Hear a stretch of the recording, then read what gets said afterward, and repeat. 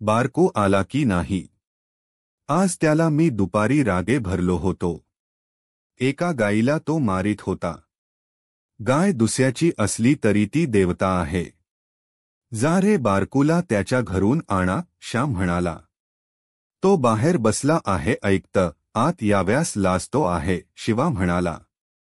श्याम उठला व बाहेर आला. त्याने बारकूचा हात धरला. बारकू ओशाळला होता.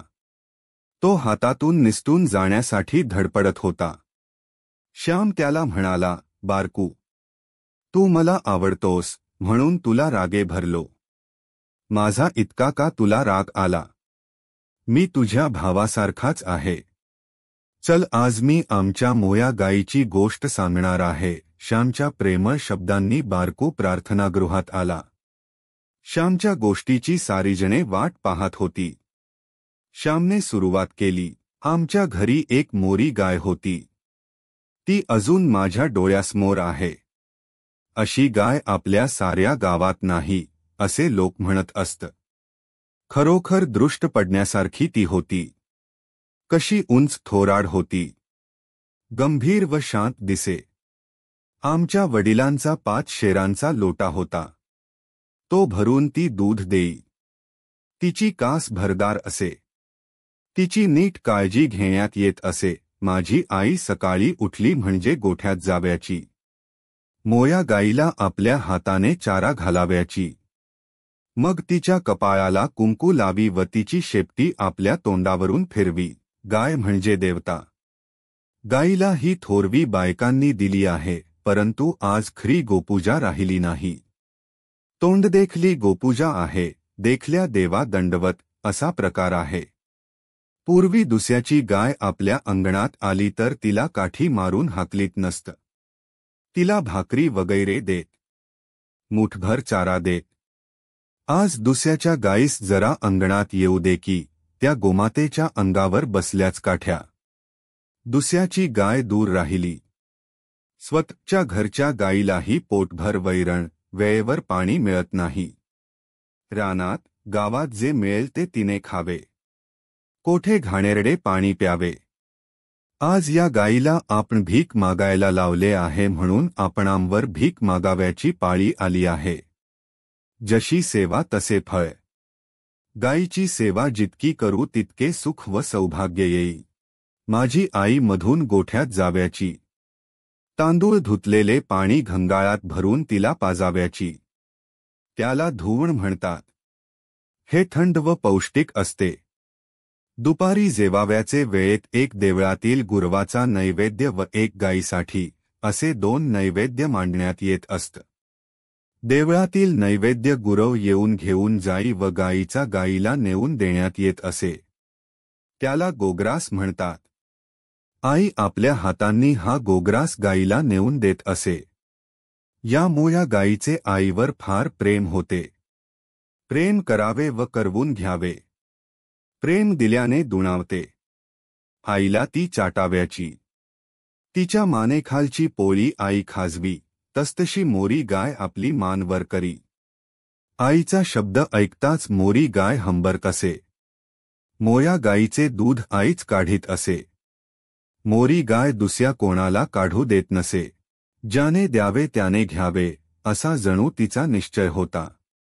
दुसरे कोणी जर तिच्या कासेखाली बसले तर ती त्यास हुंबून पाही. गंधेन गाव पश्यंती, गाई वासाने ओळखतात. तिच्या कासेला हात लागताच हा हात कोणाचा हे तिला कळत असे. आईशिवाय दुसरा कोणी बसताच ती लाथ मारी.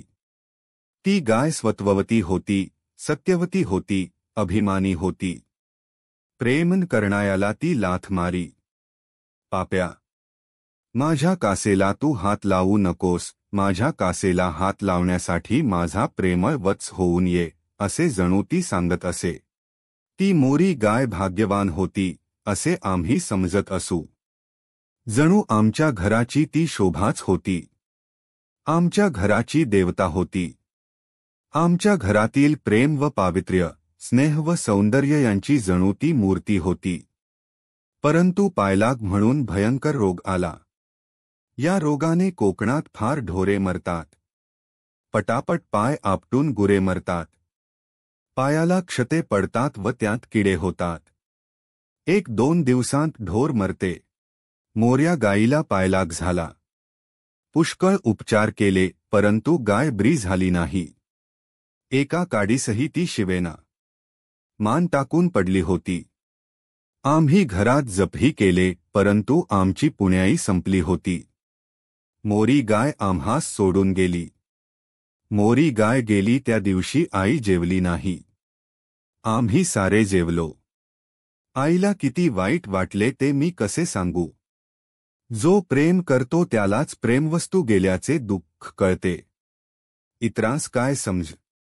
मोरी गाय जेथे मेली त्या जागेवर आई पुढे काही दिवस हळदकुंकू व फुले वाहत असे.